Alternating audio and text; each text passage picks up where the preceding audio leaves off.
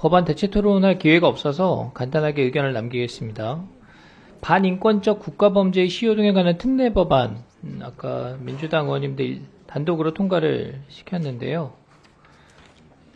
이 법안이 굉장히 기형적인 법안입니다. 이 법에서 특정 범죄에 대해서 공소시효를 없애도록 하고 있는데, 이 법에서 규정하고 있는 살인 같은 경우는 이미 타법에 의해서 공소시효가 없습니다.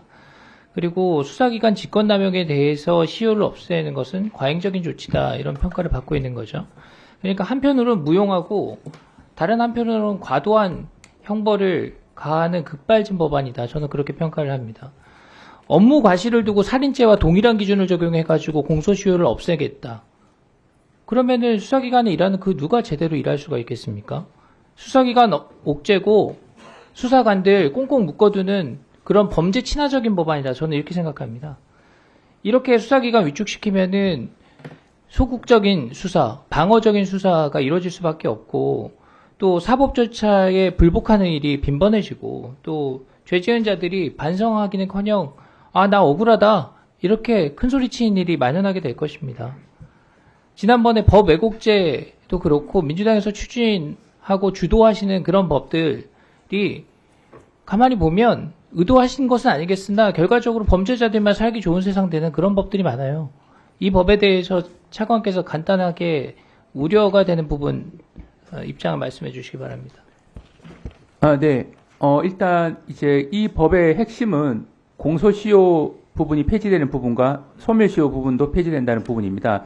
우선 공소시효가 폐지된다는 부분 관련돼서는 국가가 관련된 반인권적 범죄에 대한 엄정한 처벌에 대해서는 저도 전적으로 공감을 합니다. 그래서 국가가 관여한 살인죄, 중상해죄에 대해서는 공소시효 폐지하는 부분에 대해서는 저희도 이견 없고요. 다만 그것과 괴를 같이 한다고 보기 좀 어려운 그런 범죄들까지 공소시효를 전면 폐지한다는 것은 말씀하신 바와 같이 수사기관 자체의 종사자들로 하여금 굉장한 심리적 압박을 받게 해서 터무니없는 고소고발이라 하더라도 거기에 얽매이기 때문에 굉장히 수사에 대한 소극적 자세로 나올 부분이 좀 우려가 되고요. 두 번째 부분 소멸시효가 관련돼서는 이 소멸시효가 이미 완성된 부분까지 소급적으로 법이 적용되다 보니까 어떤 문제가 생기냐 하게 되면 이 망인이 어떤 수사 과정에서 잘못이 있다라고 누가 민사소송을 제기하면 그 피고의 사망한 경우에는 자식들까지도 민사상 피고가 되고 응하지 않으면 의제자백이 됩니다. 그래서 민사적인 측면에서 봤을 때는 굉장히 과도한 절차상의 부담을 지우는 측면도 있고 그 정도, 그런 측면도 있습니다. 듣겠습니다. 이 법의 내용에 대해서 경찰, 검찰, 공수처, 특사경, 수사기관에 종사하시는 모든 분들이 정확하게 내용을 알고 계셔야 되고, 이 법이 시행됨으로 인해서 예상 가능한 그런 부작용들에 대해서 국민들께서 아셔야 된다고 생각합니다. 자, 오전에 내란죄 가지고 좀 다퉜는데요. 저는 그렇게 생각합니다. 내란죄라고 주장할 수 있으면 내란죄가 아니다, 이렇게 주장도 할 수 있어야 되는 겁니다. 아니면 내란죄인지 아닌지 단정하지 말자, 이런 얘기 할 수 있어야 되는 겁니다.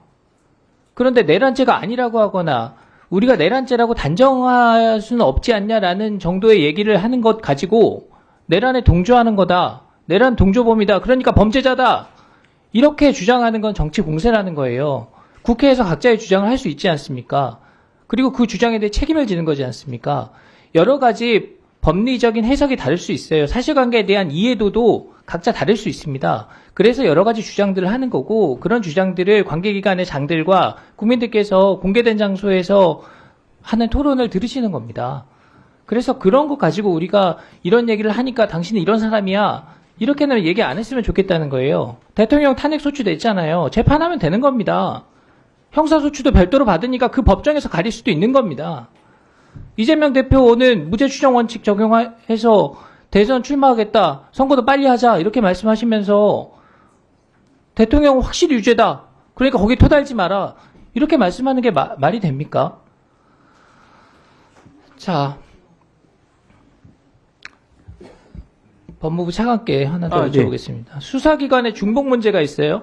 네. 경찰에서 수사하고, 검찰에서 수사하고, 공수처에서 수사하고, 군경찰에서 수사하고, 특검에서 수사하고, 상설특검에서 수사하고, 이렇게 여러 수사기관에서 동시다발적으로 중복된 수사를 하는 것에 대해서 그렇게 하는 것이 바람직하느냐는 변론으로 이 중복 수사의 비효율성에 대한 지적들이 나오고 있습니다. 여기에 대해서 차관 어떻게 생각하십니까?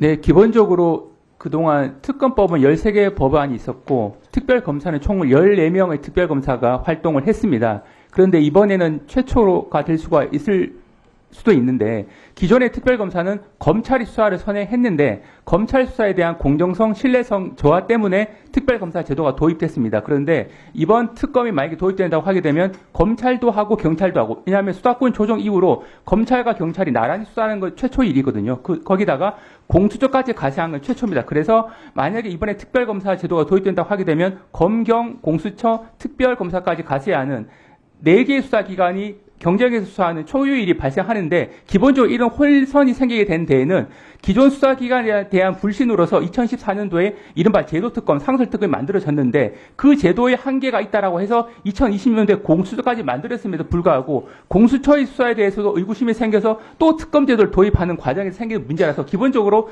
수사기관에 대한 불신에서 대안이 만들어졌는데 그 대안에 대한 불신으로 또 다른 대안을 만들다 보니까 생기는 문제라서 저는 기본적으로 이 부분은 어떤 수사기관의 주목 문제는 예전부터 제가 지적했던 부분이 현재화된 것으로 보이기 네, 때문에 거기까지 하시죠. 예.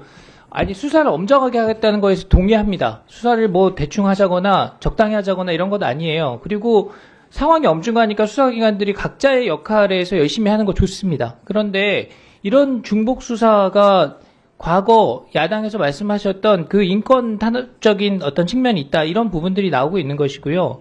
그런데 수사 효율성 측면에서도 이것은 좀 교통정리가 될 필요가 있다라는 의견을 갖고 있습니다. 이 부분에 대해서 좀 고민을 더 해보시기 바랍니다. 네.